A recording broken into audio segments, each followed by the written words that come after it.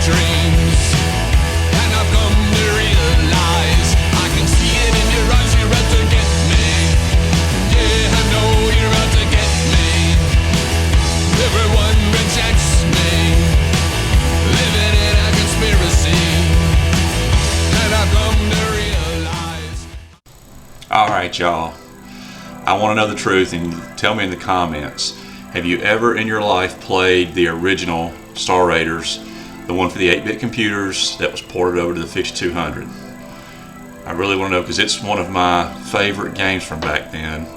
And the thing was, I didn't even have a 5200. Never owned one.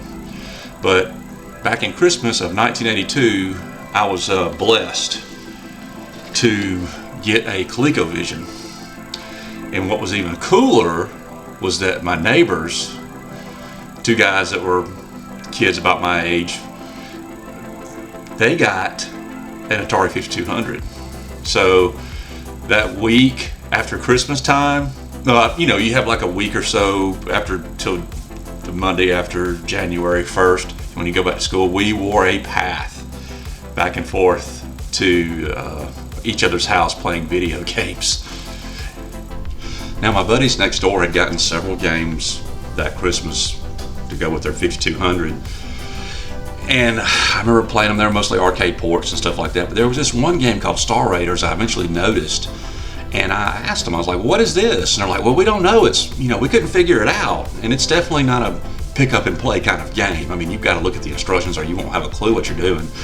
So I asked if I could just, you know, mess around with it, and I did, just kind of goofing off with the, you know, I put the insert in the controller, and I was going through hyperspace, and one time I accidentally hit a sector that had enemy ships in it and got the red alert, and actually got into combat, and I was just like, oh, I gotta figure this thing out, this looks so neat.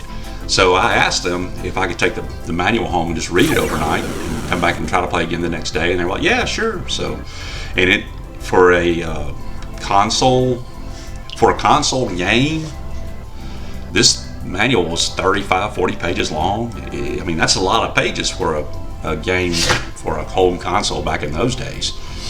So I digested it, and it just came so natural. I read it, you know, and I was like, wow, I can't wait to go back.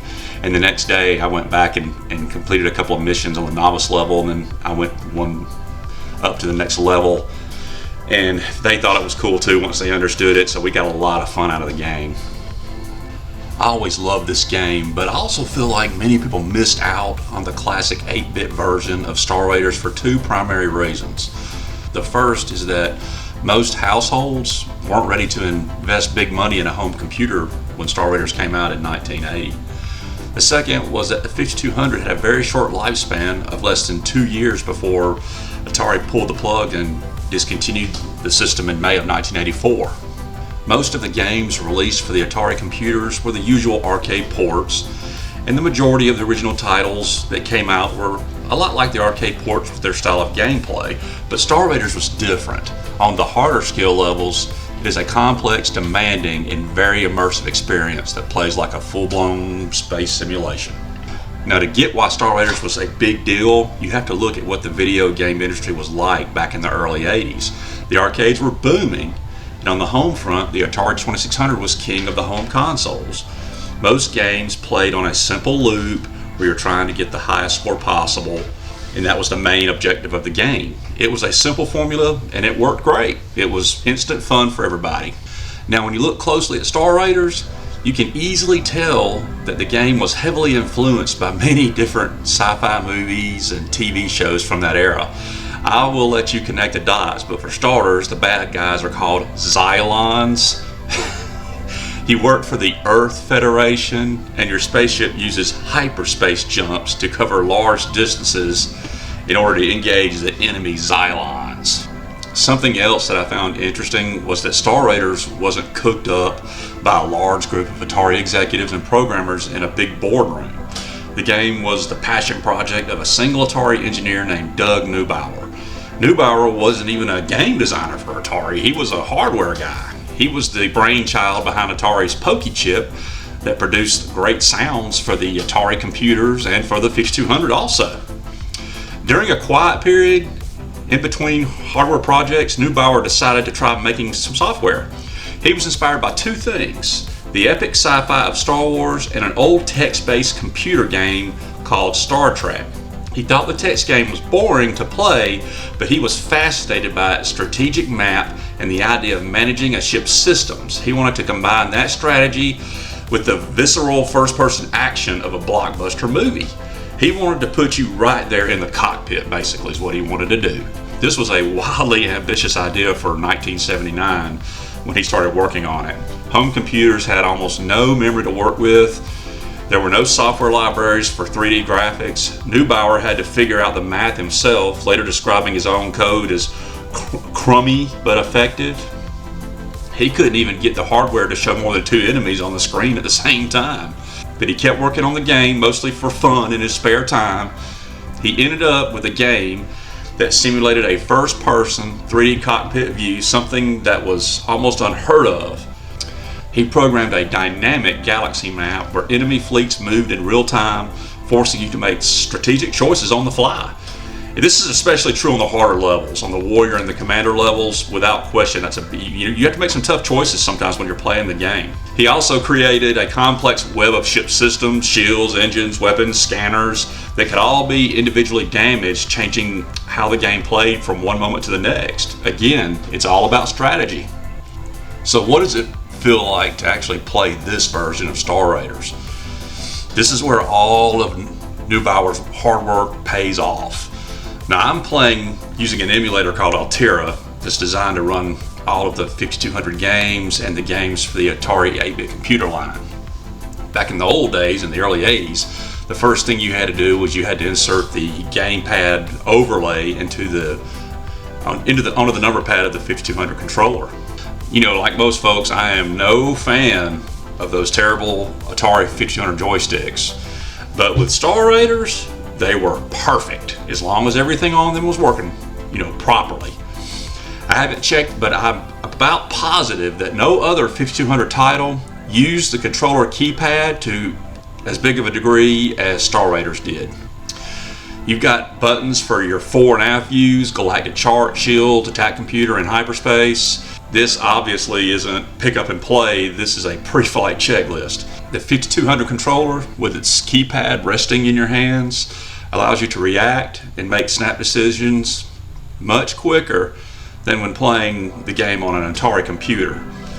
After powering up your systems, such as your shields, your attack computer, then you're ready to check the galactic chart to see where your bases are and the positions of the Cylon enemies that you have to seek out and destroy. Remember that everything is happening in real time, and the Cylons will immediately start maneuvering to surround and destroy your star bases.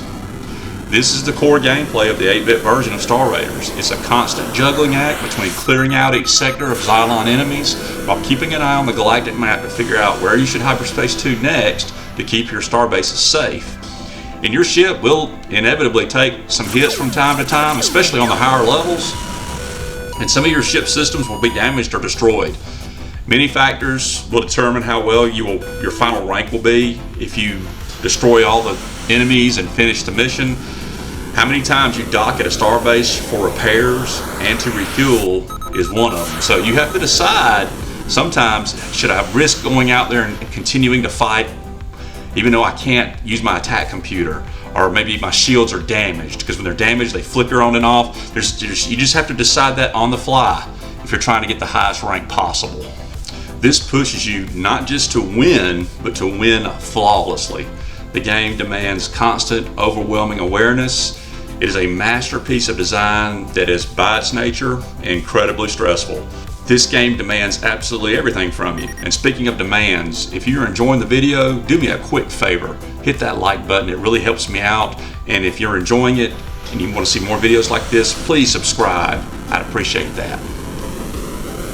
Despite the extreme difficulty and complicated controls, Star Raiders was a huge success for Atari when the 8-bit version was released in 1980. Y'all remember back in the early 90s how when Doom itself was released, the first version, by itself it was able to get people to spend thousands of dollars on a PC just so they could play that game. Star Raiders had a similar effect for Atari's 8-bit computer line, with lots of people finding a way to get their hands on a 400 or 800 computer just so they could play this game. And as I mentioned earlier, in my opinion, the 5200 version isn't remembered as well because of the short lifespan of the 5200 console due to the gaming crash of the early 80s.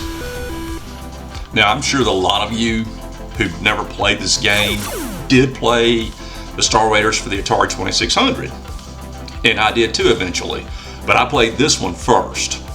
Now, when I first saw the game, the box, and that it came with that big game pad, I was like, well, okay, I wasn't expecting it to look as nice. But when I slipped the insert in and I saw that it only used 5 keys, I was like, oh man. But really what did it for me was when I actually looked at these two maps, and that was like, you just can't compare it. It's like night and day.